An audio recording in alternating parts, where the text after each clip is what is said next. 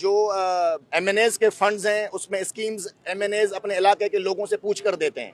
बहुत सारी स्कीम्स इस तरह की होती हैं जो KMC से इसका ताल्लुक नहीं होता। तो मैं समझता हूं कि ये टेक्निकल इशू है, इसको टेबल पे बैठ के हल किया जा सकता है। जहां तक मुझे नॉलेज है 2026 तक रेड लाइन मंसूबा भी तो ठीक हो जाएगा। मेयर कराची उस पर बात कर चुके हैं, लेकिन हम कोशिश करेंगे कि मास ट्रांजिट के हवाले से, जो कि जिस तरह ग्रीन लाइन मंसूबा कराची का पहला फंक्शनल मास ट्रांजिट प्रोजेक्ट था, मजीद उसको सारे प्रोजेक्ट से जिस तरह रेड लाइन है, ऑरेंज लाइन है, उससे कनेक्ट करके पूरी कराची के अवाम को बेहतरीन जदीद और इंटरनेशनल बैनुल अक़वामी मयार के मुताबिक सफरी सहूलियात दी जाएं। गवर्नर सिंध साहब के और पाकिस्तान पीपल्स पार्टी के इशूज़ जो आपस में चल रहे हैं उससे आप सब लोग बखूबी वाकिफ़ हैं।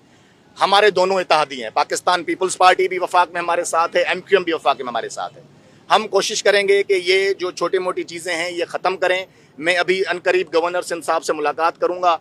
मैं इंशाल्लाह उन्हें रिक्वेस्ट करूँगा कि वो भी जो वफाकी इदारे हैं यहाँ पे जो काम कर रहे हैं, वफाकी प्रोजेक्ट्स हैं, मेरे साथ चलें। हम विज़िट करेंगे साथ, उनको भी हाईलाइट करेंगे ताकि सिंध के लोगों को पता चले कि वफाक बहुत सारी जगहों पे काम कर रहा है। कुछ अर्सा कबल हमारे मोहतरम वफाकी वज़ीर रेलवे हनीफ अब्बाई साहब यहाँ आए। आपने देखा, आपने सोशल मीडिया के ज़रिए देखा होगा कि लाहौर स्टेशन जो है उसको हमने स्टेट ऑफ आर्ट स्टेशन बनाया है, जिसमें लॉन्चेस जो हैं, जो वेटिंग एरियाज़ हैं, पूरा स्टेशन, उसमें एलिवेटर्स लगे हुए हैं, अटैच बाथरूम्स हैं, एक 5 स्टार होटल में कन्वर्ट किया है। उसी तरह सेम उसी डिज़ाइन पर उन्हीं लोगों से हम यहाँ कराची में भी काम कर रहे हैं। और कराची जो कैंट स्टेशन है, आप अनकरीब देखेंगे इसी माह के आखिर तक हम उसका इफ्ताह करेंगे इंशाल्लाह। कराची कैंट को भी हम स्टेट ऑफ आर्ट, एक जदीद तरीन इंटरनेशनल लेवल का जो है वो स्टेशन बनाने जा रहे हैं। उसमें ट्रेन्स को भी अपग्रेड कर रहे हैं, ट्रेनों के अंदर जो बोगियाँ हैं उसको भी हम बहुत खूबसूरत बना रहे हैं, आरामदेह बना रहे हैं, ताकि हम दुनिया की जितने भी पूरी दुनिया में बेहतरीन से बेहतरीन ट्रेन चलती हैं उस स्टैंडर्ड को मेंटेन करके यहाँ पर भी पाकिस्तान के अवाम को भी वही सहूलत है। ग्रीन लाइन बस जो वफाक ने एक बड़ा खूबसूरत इंफ्रास्ट्रक्चर बना के दिया है, ग्रीन लाइन बस जो है वो ऑपरेशनल थी। तो मुझे मोहतरम वज़ीर आज़म साहब ने हिदायत की कि आप ग्रीन लाइन को विज़िट करें, लोगों से मिलें, इसको और ज़्यादा मज़ीद बेहतर कैसे बनाया जाए लोगों से पूछें, मैनेजमेंट में क्या क्या इश्यूज़ आ रहे हैं, बसेस की तादाद बढ़ानी है। और फिर उसके साथ साथ, क्योंकि ये मैं समझता हूँ कि 30 अरब रुपए का एक बड़ा शानदार फेडरल गवर्नमेंट ने इंफ्रास्ट्रक्चर और पूरी ग्रीन लाइन, ये पहली फंक्शनल BRT थी कराची के लिए, कराची के अवाम के लिए। मेयर कराची के हवाले से इस तरह के प्रोजेक्ट्स दें जो सूबाई गवर्नमेंट के साथ मिलकर जो है वो अगर पूरे नहीं हो सकते, फिजिबल नहीं है, तो वफाक उसमें इंशाल्लाह फाइनेंशियली हेल्प करेगा। आप प्रोजेक्ट्स देंगे, हम बात करेंगे, एक्निक में पेश करेंगे, वज़ीर आज़म साहब से मंजूरी लेंगे, काबीना से मंजूरी लेंगे, लेकिन कराची के अवाम को प्रायोरिटी देंगे इंशाल्लाह। शाहरा फैसल पे कोई भी इस तरह के मास ट्रांजिट के हवाले से मंसूबे की ज़रूरत हो, देखें डिज़ाइन सूबाई हुकूमत को करना है, प्लानिंग सूबाई हुकूमत को करनी है। 18वीं आईनी तरमीम के बाद वफाक के पास उतने रिसोर्सेज नहीं है जितने सूबों के पास हैं, लेकिन हम उसके बावजूद भी, गो कि हमारा कोई MPA यहाँ मौजूद नहीं है, गो कि हमारा कोई MNA यहाँ मौजूद नहीं है, लेकिन उसके बावजूद भी हम सिंध को अपना समझते हैं।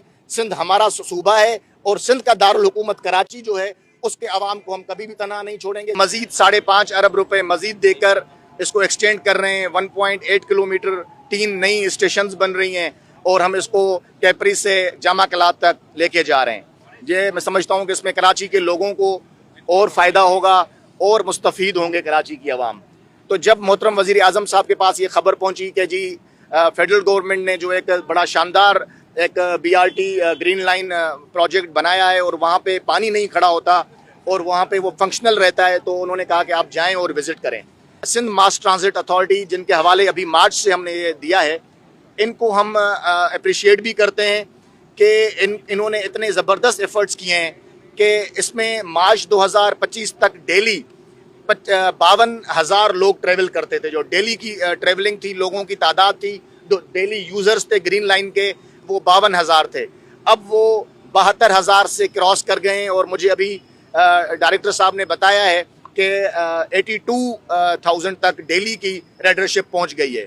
उसकी कई और वजूहात भी हैं, क्योंकि साइड पे जो चंची रिक्शे चलते थे या और ट्रैफिक को मुतासर करने वाली चीज़ें थीं, सूबाई हुकूमत ने वो ख़त्म की हैं और उसके से मैं समझता हूँ कि एक बहुत बड़ा लोगों को रिलीफ मिला है। लेकिन लोगों ने मुझे आज सबसे बड़ी जो शिकायत की है वो ये है कि इसमें रश बहुत ज़्यादा है, यूज़र्स अभी भी ज़्यादा हैं, लोग बिल्कुल जो हैं उसमें, हालांकि इसकी डिज़ाइन जो है ये याद रखना चाहिए कि इंटरनेशनली इसमें बैठने की तादाद कम होती है, ज़्यादातर ये बसें पूरी दुनिया में खड़े होकर लोग इस्तेमाल करते हैं, ये लोग इसमें पैसेंजर्स खड़े होते हैं, लेकिन उसके बावजूद मैंने देखा है कि वाकई बहुत ज़्यादा रश है। और हर आने वाली गाड़ी में तकरीबन 5 गाड़ियों का वेट करता रहा हूँ, छठी गाड़ी में भी हमें जो जगह मिली है वो बहुत तंग जगह मिली है।